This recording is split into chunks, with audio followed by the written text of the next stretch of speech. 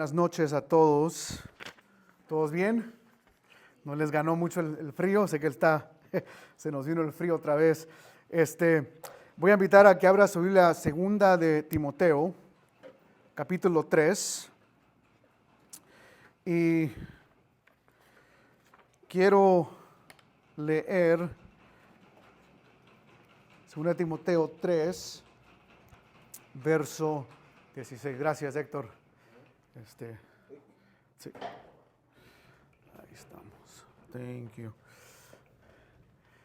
Segunda de Timoteo 3, 16. Y la palabra dice un pasaje muy conocido: toda la escritura es inspirada por Dios y útil para enseñar, para redarguir, para corregir, para instruir en justicia, a fin de que el hombre de Dios sea perfecto, enteramente preparado para toda buena obra. Y lo que yo quiero recordarle en esta tarde, como manera de introducción, es lo siguiente. Estamos estudiando lo que es bibliología, y el énfasis en sí de este estudio va a ser que nosotros entendamos por qué los libros que tenemos en la Biblia nosotros podemos decir con certeza: esta es la palabra de Dios. Ahora, para llegar ahí, vamos a tener que estudiar varios términos académicos. Y entonces, la semana pasada hicimos una breve introducción a la Biblia y hablamos de algunos aspectos de la Biblia, de cómo conocer la Biblia. Subimos algunos aspectos de conocer la Biblia, que fue escrita por 40 autores a lo largo de 1500 años. Vimos los lenguajes en los cuales la Biblia fue escrita. Vimos lo que hay en el Antiguo, en el Nuevo Testamento. Es simplemente como repaso. Pero lo que más quería enfatizar la semana pasada es que la Biblia nuestra está compuesta no cronológicamente, sino categóricamente, por tópico. Y entonces vimos un poco acerca de un resumen breve de libros históricos, lo que se llaman los libros de poesía, o algunos eruditos teólogos le llaman los libros de sabiduría, y luego la categoría de profecía, que viene siendo tanto profetas mayores como menores. Y vimos lo mismo en el sentido del Nuevo Testamento. Están los evangelios, que abarca la historia de Jesús; Hechos, que habla de la historia de la iglesia; y luego las epístolas de Pablo y un libro profético que vemos en Apocalipsis. Vimos un poco breve, simplemente una introducción acerca de lo que es la Biblia. En esta noche quiero hablar de el propósito de la Biblia. O sea, ¿cuál es el propósito, el por cual Dios dejó la Biblia? O sea, ¿por qué Dios nos dio su palabra? Y algunos contestarían esa pregunta en el sentido de que Dios nos dio su palabra para simplemente darnos datos históricos. O sea, darnos información histórica, porque la Biblia sí tiene historia. Y algunos ven la Biblia simplemente como eso, un libro histórico no diferente a otros libros que nos cuentan la historia de una nación y otros aspectos más. Hay otros que ven la Biblia en el sentido de que la Biblia fue dada para que nosotros aprendiéramos a cómo vivir como cristianos. En otras palabras, fue dada simplemente para mostrarnos y enseñarnos cómo vivir como cristianos. Hay otros que ven la Biblia simplemente como: ¿qué es lo que Dios quiere hablarme a mí? ¿Qué es lo que Dios quiere enseñarme a mí específicamente? Y esas respuestas a por qué Dios nos dejó la Biblia son muy equivocadas. No es simplemente darnos datos históricos, no es simplemente darnos maneras de vivir como cristianos, no es aún hablarnos a nosotros. La Biblia fue dada porque la Biblia revela y contiene quién es Dios, y cuál es su obra redentora.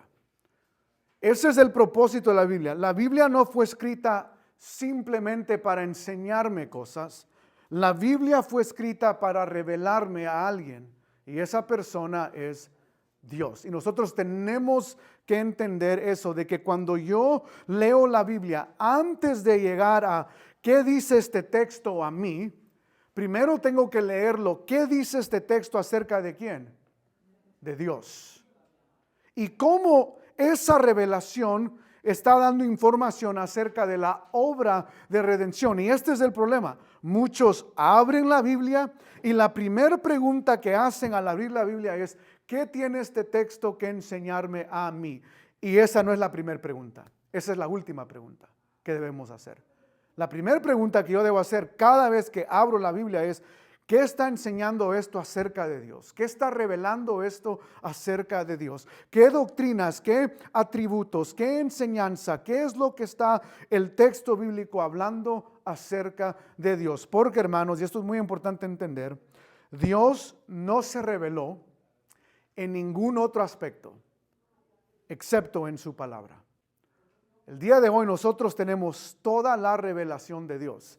Dios no se ha revelado en otro lugar más que en su palabra. Nosotros tenemos toda la revelación de Dios. Y entonces, ¿qué significa revelación? Y por eso dije, para llegar a este libro, esta Biblia es exactamente la palabra de Dios. Primero tenemos que entender algunos aspectos de cómo podemos llegar a ver que estos libros realmente son la palabra de Dios. Y inicia con la definición, se lo puse allí en su guía también.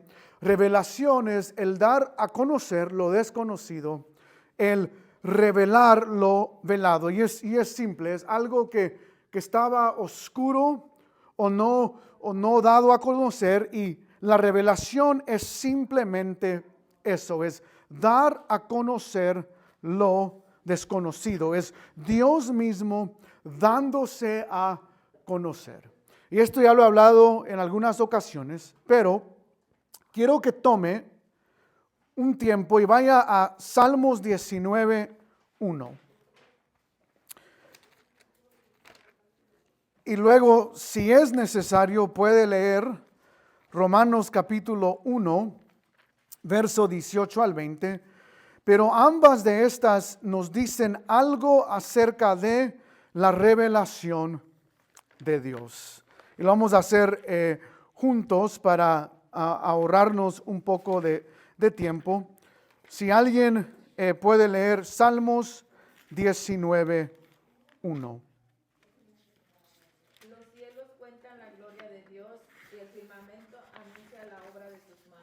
Perfecto. Los cielos cuentan la gloria de Dios. Y en la teología esto se llama revelación natural o general. Y la idea es esta: la creación misma nos muestra que hay un Dios. Usted ve el sol, usted ve las estrellas. Salmos 19:1 está claro en enseñarnos que los cielos cuentan la gloria de Dios. El firmamento anuncia la obra de sus manos. De que por un lado nosotros sabemos de que Dios existe por el simple hecho de que al ver la creación, nuestra mente nos debería de llevar a preguntar: ¿quién puso estas cosas allí?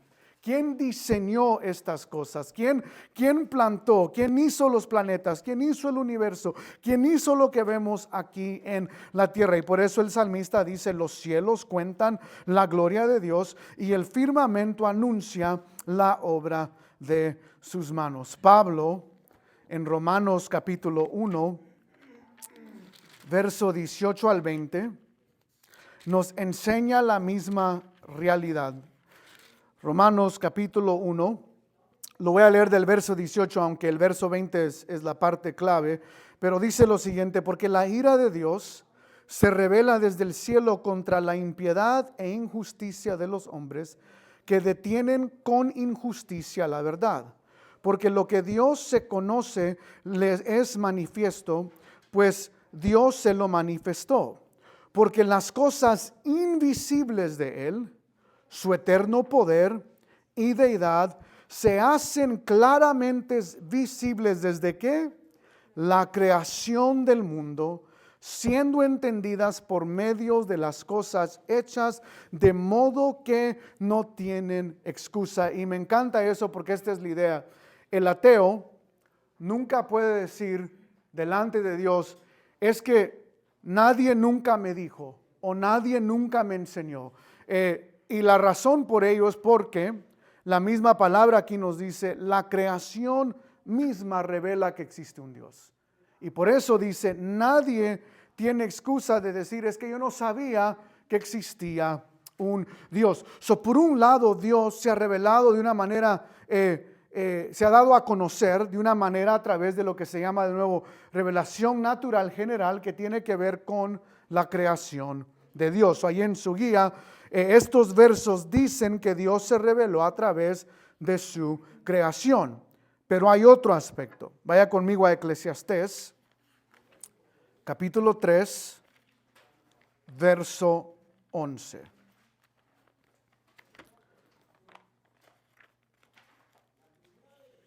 Eclesiastés 3, 11.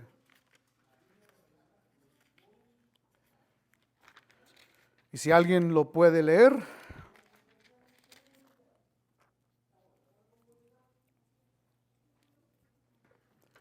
Todo lo hizo hermoso en su tiempo y ha puesto eternidad en el corazón de ellos, sin que alcance el hombre a entender la obra que ha hecho Dios desde el principio hasta el fin. Ok. En base a Eclesiastés 3:11, ¿qué creen que es otra manera que Dios se ha dado a conocer? ¿A qué se refiere Eclesiastés 3:11? ¿Alguien tiene una idea, quiere adivinar o dar una propuesta? La clave está en, y ha puesto eternidad en el corazón de ellos. ¿A qué se refiere eso?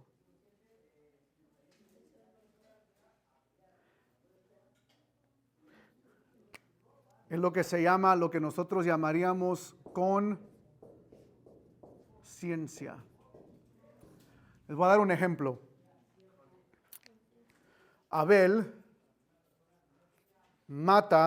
Caín, mata a su hermano Abel. ¿Eso sucede antes de que haya un mandamiento que digas no matarás o después? Antes. Está en Génesis, los 10 mandamientos fueron dados en Éxodo 20. ¿Por qué Dios entonces castiga a Abel? Porque la conciencia de Abel, ¿por qué Caín, Dios castiga a Caín y por qué Caín huye? Porque él tiene una conciencia que le deja saber que lo que él ha hecho está mal. Ahora, es por eso que Eclesiastés 3:11 dice, Dios lo hizo hermoso en su tiempo y ha puesto eternidad en el corazón de ellos. Es decir, toda la humanidad tiene una conciencia, tiene un cierto nivel de medir lo que es bueno y lo que es malo. Pero por otro lado, y esto es lo clave, esto es lo que Calvino argumentaba cuando él hablaba de estos términos, pero dice, sin que alcance el hombre a entender la obra que ha hecho Dios desde el principio hasta el fin. Y esta es la idea, de que aunque la revelación general se revela a través de la creación y la conciencia, o sea, Dios se revela, podemos saber que Él existe por la creación, podemos en un sentido tener una idea de que Él existe a través de nuestra conciencia. No podemos realmente conocerle si Él no se revela de otra manera. Y esto es lo que teólogos llaman revelación especial. La revelación divina de Dios. Hay dos tipos. Revelación natural, donde Dios se revela en su creación y en su conciencia. Pero no es hasta que Dios se revela en la revelación especial o revelación divina que nosotros realmente podemos conocer ¿Quién es Dios? Y esto es lo importante para nosotros. Se me olvidó cambiar, perdón, en su guía hice copy and paste, pero no puse lo que quería poner ahí, so ignoren la segunda parte del punto 2. La semana pasada vimos Hebreos capítulo 1, versos 1 al 2, donde la palabra nos enseña que Dios de hace muchos años y hace muchos tiempos habló a través de profetas, a través de ángeles, con su voz audible, a través de mensajeros, en visiones. Él habló y Él se dio a conocer, Él se reveló. Parte de la revelación especial es la idea de que Dios se ha dado a conocer.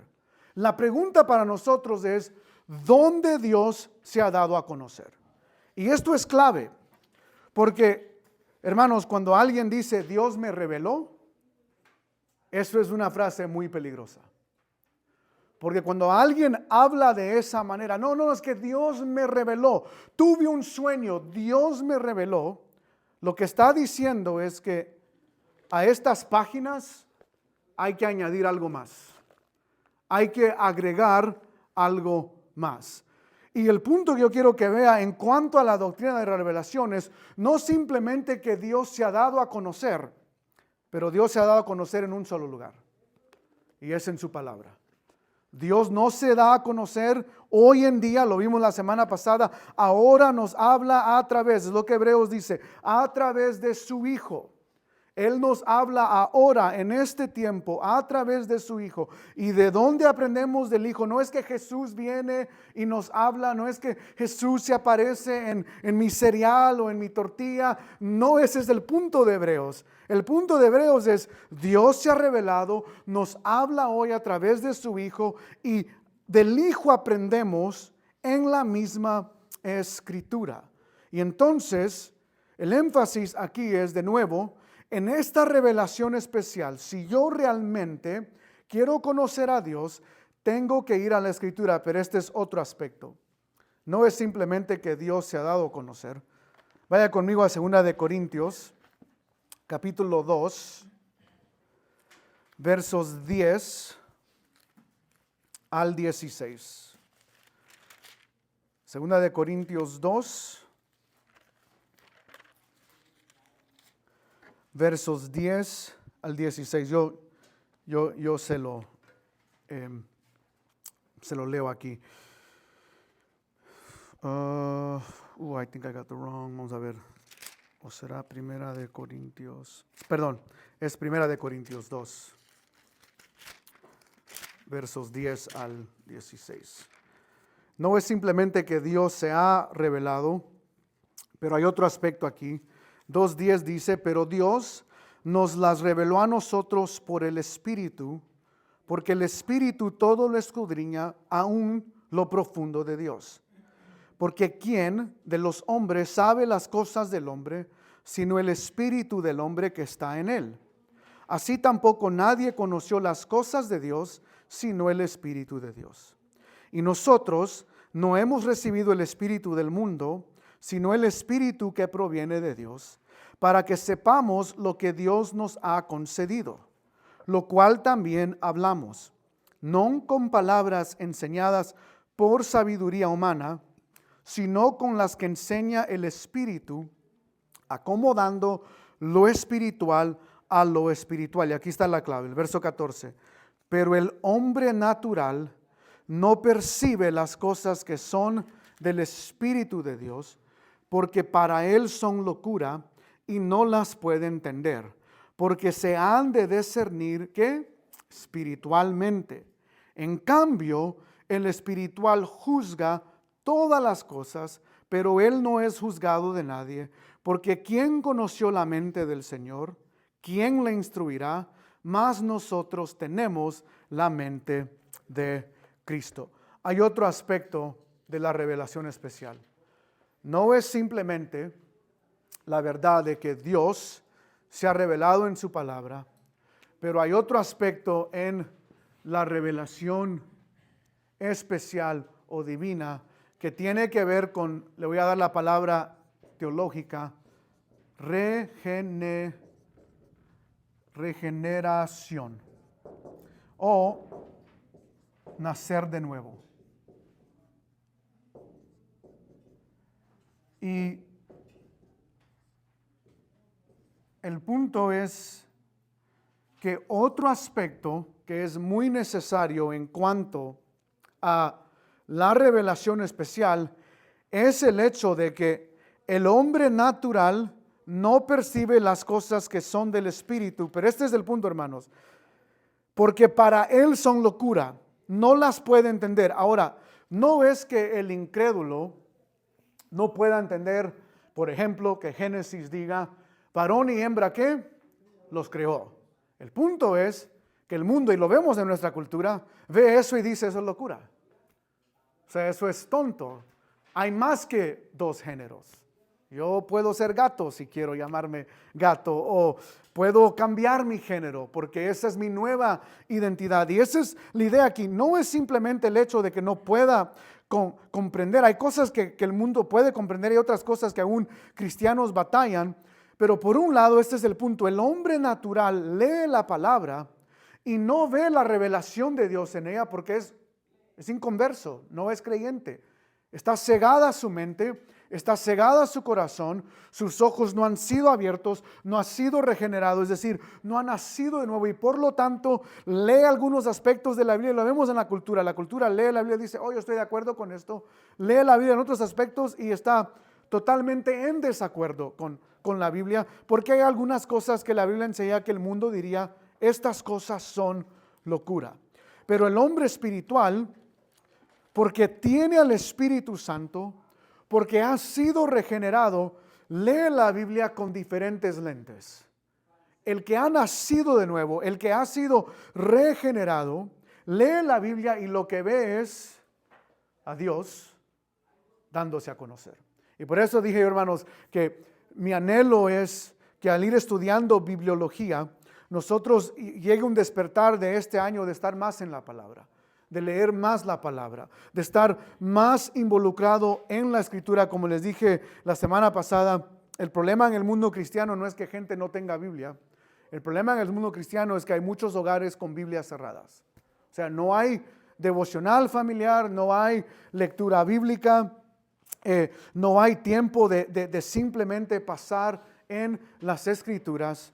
Y por lo tanto, entre menos estamos en la escritura, menos conocemos de Dios y eso afecta toda nuestra vida, todo aspecto de nuestra vida, incluyendo nuestra vida de adoración.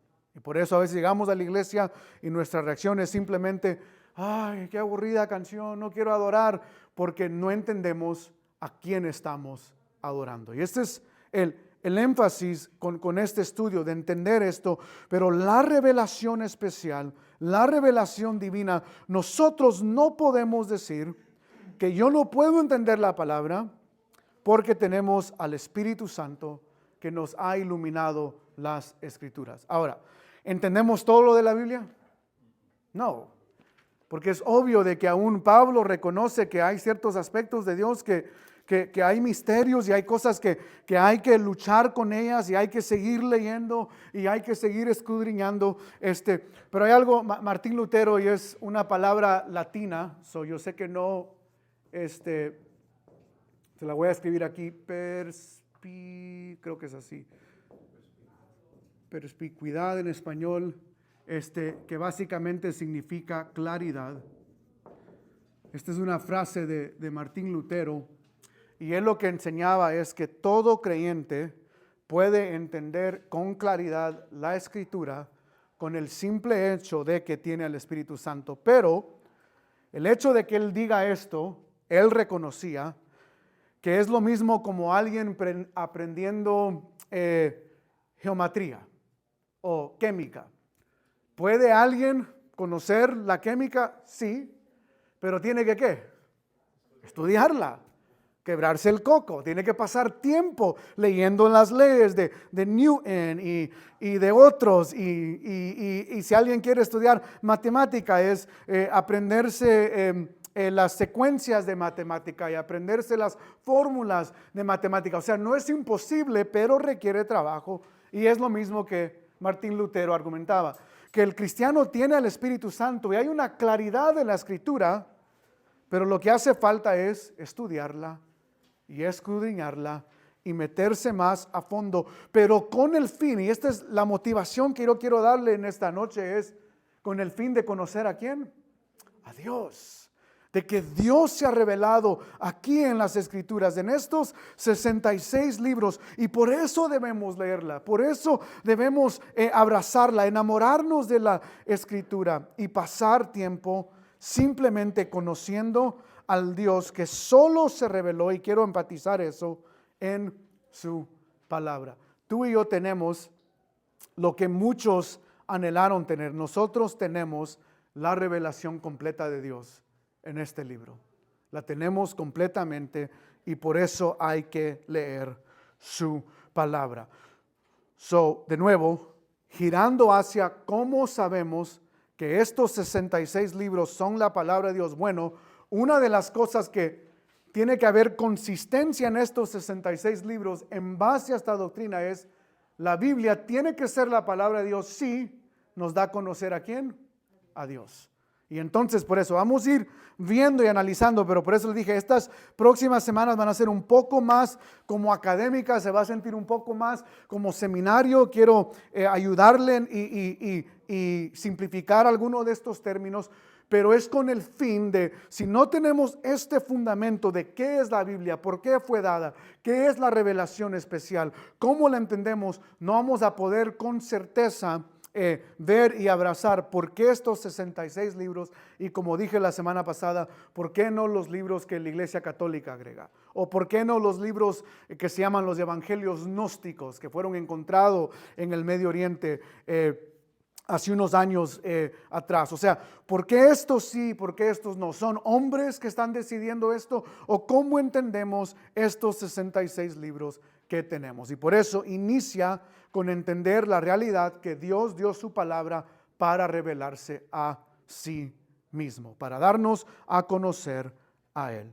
Ahora, teniendo este fundamento de la revelación divina de Dios, la segunda pregunta es: ¿cómo reveló Dios su palabra? ¿De qué manera? ¿Cómo revela Dios su palabra? Y esto nos lleva a, y no sé si terminemos hoy, es lo bello de un estudio bíblico que puedo parar donde sea y luego continuar la próxima semana, a diferencia de un sermón que tiene un inicio y un fin. Pero, ¿cómo entonces revela Dios su palabra?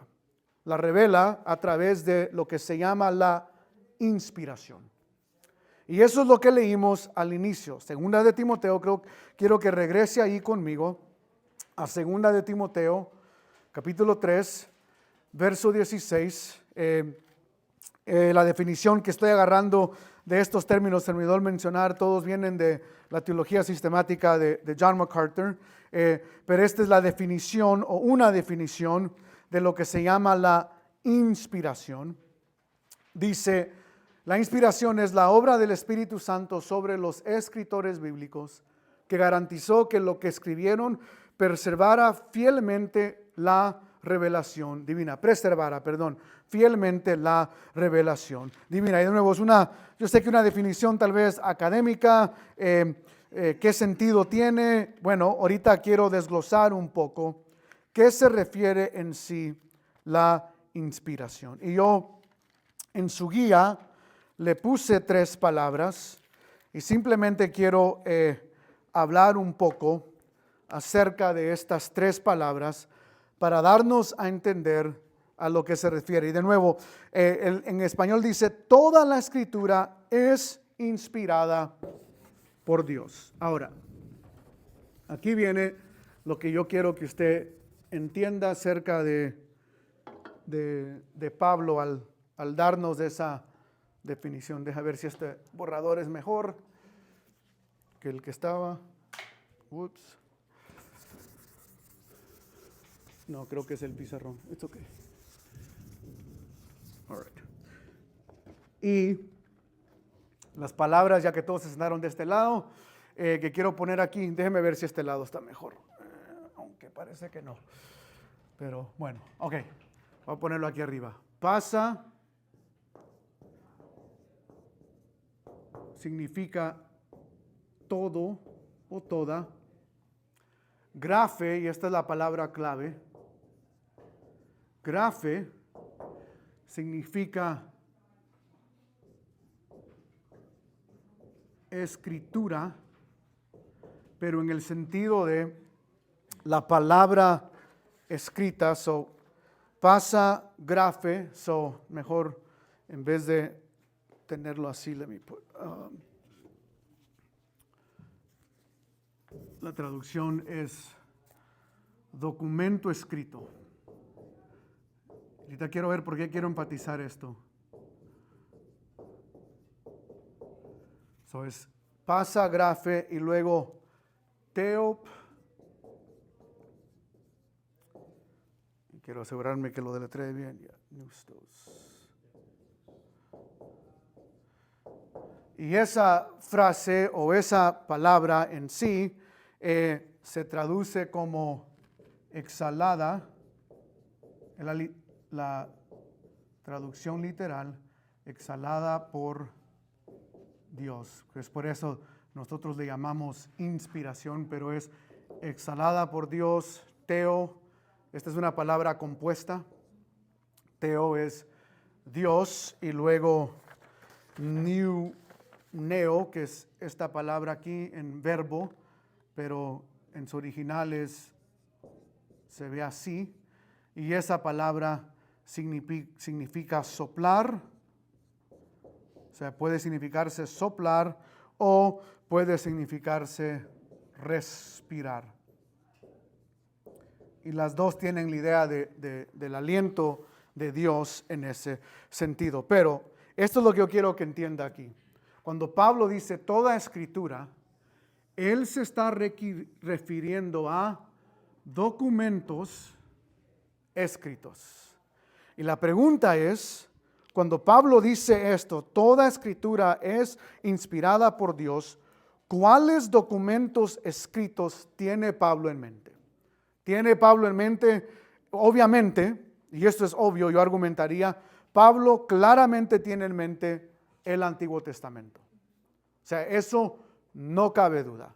La pregunta es cuando Pablo escribe toda palabra o documento escrito es inspirado por Dios, los católicos van a argumentar que Pablo también ahí tiene lo que ellos llaman el deuterocanónico, que es los que nosotros llamamos los libros apócrifos, como los libros de Macabeos, de Judith, de Tobit y todos los demás. Pero ese es el punto aquí. ¿Cuáles documentos escritos más allá? ¿Cómo entra el Nuevo Testamento en 2 de Timoteo 3:16? O sea, ¿cómo puedo yo con certeza decir que cuando Pablo escribe esto, él también tiene en mente el Nuevo Testamento?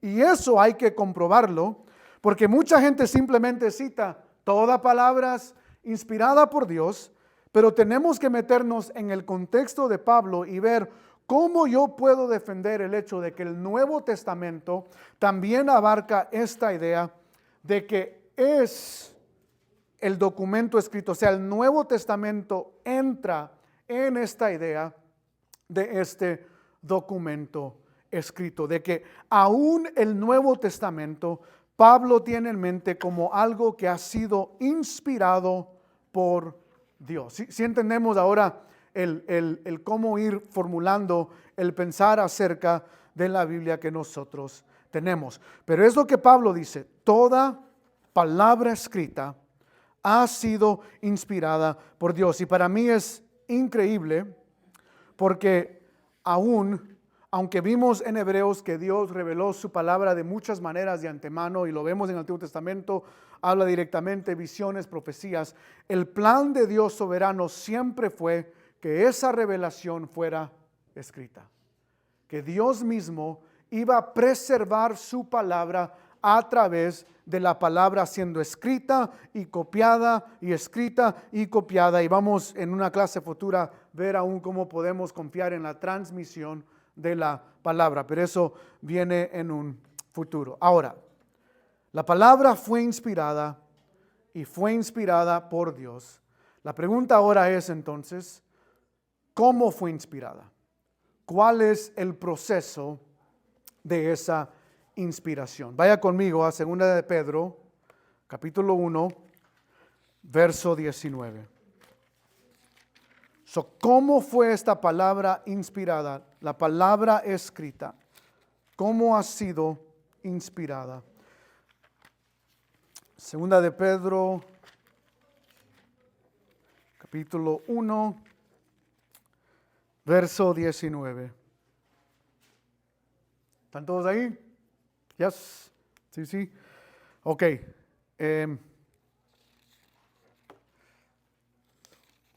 1:19. Quiero estar seguro. Ok, ya.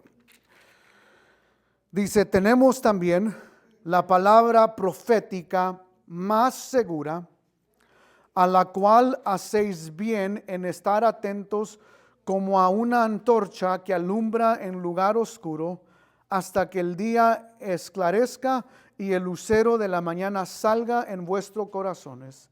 Entendiendo primero esto, que ninguna profecía de la Escritura es de interpretación privada, porque nunca la profecía fue traída por voluntad humana, sino que los santos hombres de Dios hablaron siendo ¿qué? Inspirados por el Espíritu Santo. Ok, mucho que desglosar aquí. En primer lugar, esta es mi primera pregunta para usted.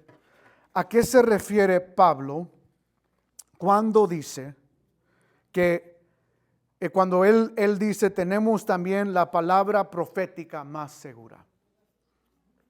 ¿A qué se refiere Pedro al decir tenemos la palabra profética más segura?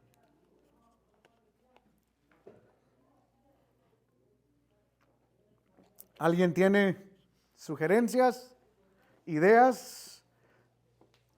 ¿Qué es que tenemos nosotros la palabra profética más segura? Ok, so usted diría que es la palabra escrita, o sea, la Biblia en un sentido. ¿Alguien más tiene otra sugerencia o algo? Sí, Mafe. Porque el versículo anterior se refiere a cuando el bautismo de Jesús. Ok, so incluiríamos ahí el Evangelio, pero la idea es la misma, que está hablando no de una profecía, sino en el sentido de una palabra escrita. ¿Yes, Mafe? ¿Estamos de acuerdo con eso? Sí. O bueno, me refiero, creo que cuando Dios dijo, este es mi hijo en quien estoy, no sé cómo es la palabra. Sí, en quien estoy complacido en el bautismo de Jesús. Yes. Ok.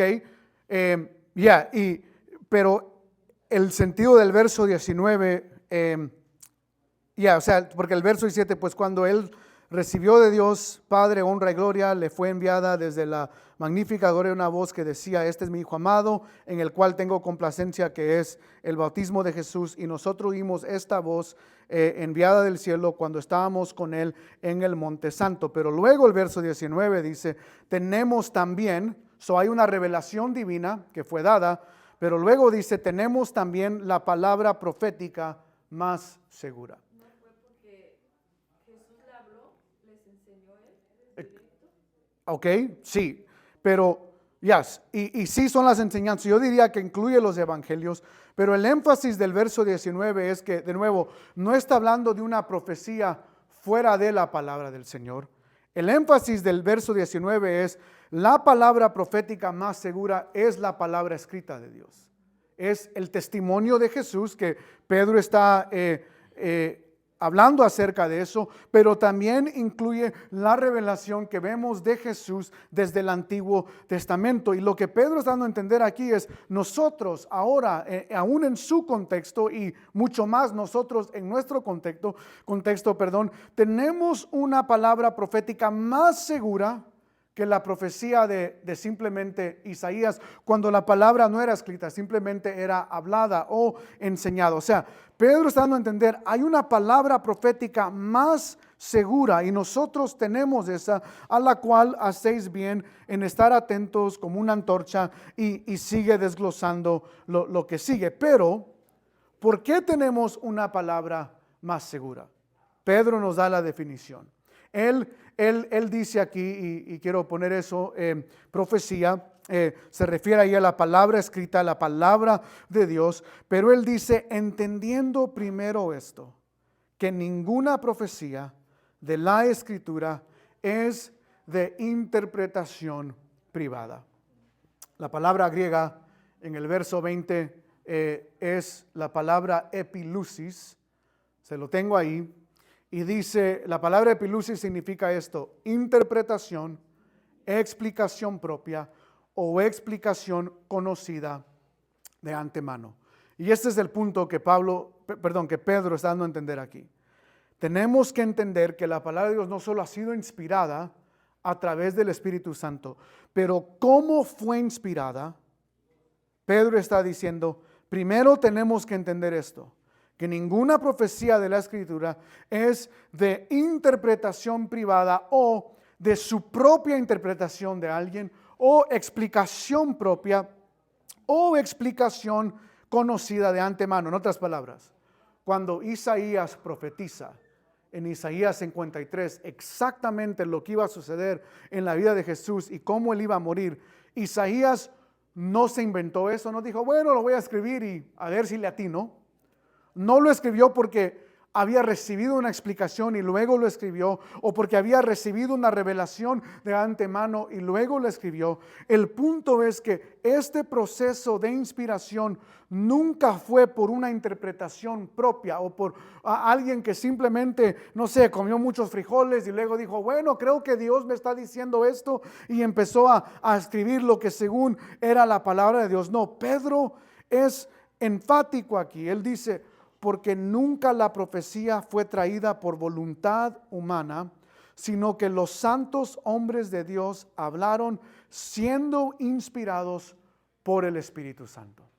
En otras palabras, toda la revelación divina viene porque el mismo Espíritu Santo la dio, porque el mismo Espíritu Santo la ha dado a conocer. Y entonces nosotros podemos confiar en el hecho de que tenemos la palabra de Dios inspirada por Dios, porque no fueron ideas de hombres de Dios. Fue el Espíritu Santo mismo trayendo esto a revelación. Mi pregunta antes de seguir antes de seguir adelante con esto es, quiero ver si alguien tiene una pregunta o algo que necesita ser aclarado en cuanto a la revelación y la inspiración. ¿O queda todo claro hasta el momento? ¿Sí? ¿Todo claro? Ok. Brevemente, y tal vez haga una o dos, porque ahorita ya salieron los niños, entonces no quiero pasar mucho tiempo, pero en base a el proceso de inspiración, hay muchos teólogos entonces que han pensado cómo exactamente definimos el verso 20 y 21. Entendiendo primero esto, que ninguna profecía de la Escritura es de interpretación privada. ¿Cómo entendemos el hecho de que Dios inspiró las Escrituras? Y una opción es lo que se llama la teoría del dictado de inspiración. En una definición breve, es Dios dictó su palabra a los escritores de las Escrituras, que no eran más que secretarios humanos que escribían lo que Dios les decía que escribieran. En otras palabras, Dios le habló a Moisés. Lo vemos, por ejemplo, en Éxodo 34, 27.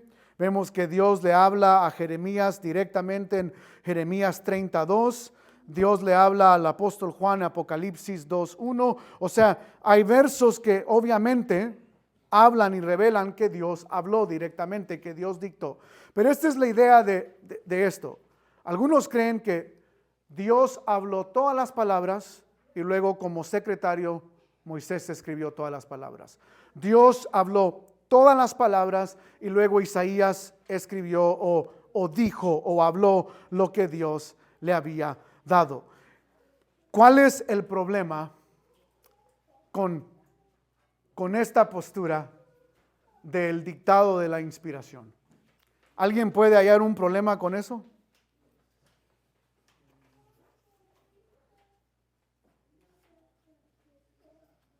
Piense un poquito, porque no es lo que Pedro está hablando, solo para que sepan.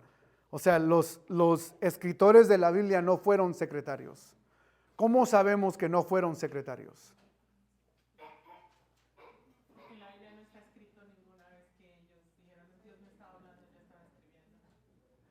Ok, pero aún, podemos decir que Dios habló y luego ellos simplemente repitieron lo que Dios dijo. ¿Cómo sabemos que tampoco eso sucedió?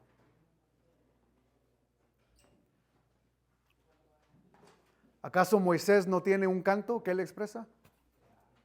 ¿Que son sus palabras? Sí. David tiene salmos que él escribe a Dios, que son ¿qué? Sus palabras.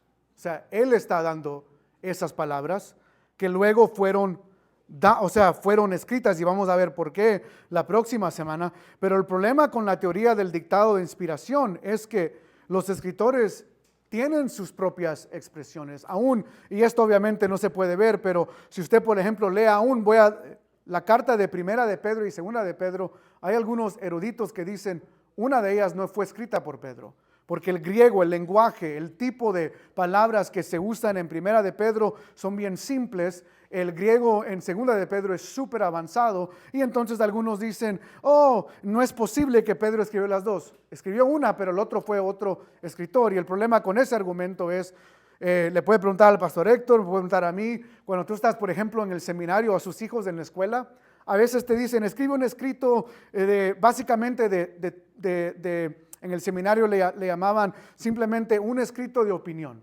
O sea, ¿qué piensas tú? Y en ese escrito no importa la gramática, o sea, simplemente 2, 3 párrafos y ¡bam!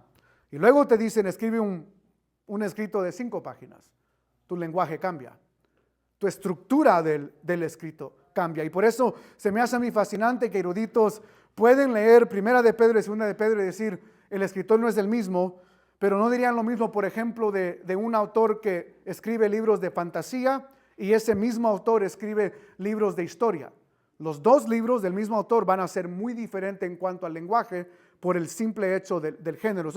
Ese es mi punto, que aún en la gramática vemos que estos autores tienen su personalidad, tienen sus maneras de escribir. Pablo tiene un ritmo en sus epístolas que claramente vemos que es Pablo. Él tiene una manera de escribir y entonces por eso sabemos que este no es lo que a Pedro se refiere, porque de nuevo hay expresiones mismas de los autores bíblicos en la Biblia, vemos su personalidad. Si la Biblia simplemente fuera un aspecto de que Dios dictó, todo sería muy similar en cuanto a lo que fue escrito. Esa es una postura y de nuevo no es a lo que Pedro se refiere. Le voy a dar otra más y voy a terminar con esta. La otra es muy similar. Muchos libros en sí agrupan estos a la primera, pero hay una gran distinción. La segunda es teoría mecánica de inspiración, donde Dios se apoderó de las mentes de los autores humanos y estos produjeron las escrituras. Y esta es la diferencia. Una es, ellos escucharon la palabra y la escribieron, que ya vimos por qué no es algo que podemos aceptar. Pero por otro lado, la teoría mecánica de inspiración es esto. Imagínense esto. Yo estaba en mi sala, Dios tomó control, yo me metí en un trance, escribí Primera de Pedro, desperté y dije yo, wow, mira lo que Dios escribió. Esa es la idea de la teoría mecánica de inspiración, de que Dios se apoderó del cuerpo del escritor. El escritor no supo lo que estaba haciendo, estaba en un trance y de repente se va Dios o el Espíritu Santo se va o lo despierta y tiene un libro, pero no tiene ninguna idea de lo que ha escrito esa persona. Y esa es la diferencia entre las dos, pero es a lo que se refiere esta idea de la teoría mecánica de inspiración. John Frame lo ilustra esto de esta manera, que los que creen en esta postura argumentan que Dios es el flautista y el autor es simplemente la flauta. O sea, Dios tocó lo que quiso, hizo los sonidos que quiso y boom, se produjo la palabra de Dios. Y de nuevo, el problema con esta postura es la misma que el problema con la anterior. de que hay pasajes donde claramente vemos que el autor está expresando su corazón, sus palabras. Él está hablando de cosas que ellos experimentaron. Aún en los evangelios vemos que Mateo es el que está contando la vida de Jesús. No siempre es Jesús hablando. Y la pregunta va a ser, ¿por qué eso es considerado como palabra inspirada por Dios? Y es lo que vamos a ir viendo la próxima semana. Quiero parar aquí en cuanto a estas teorías de inspiración.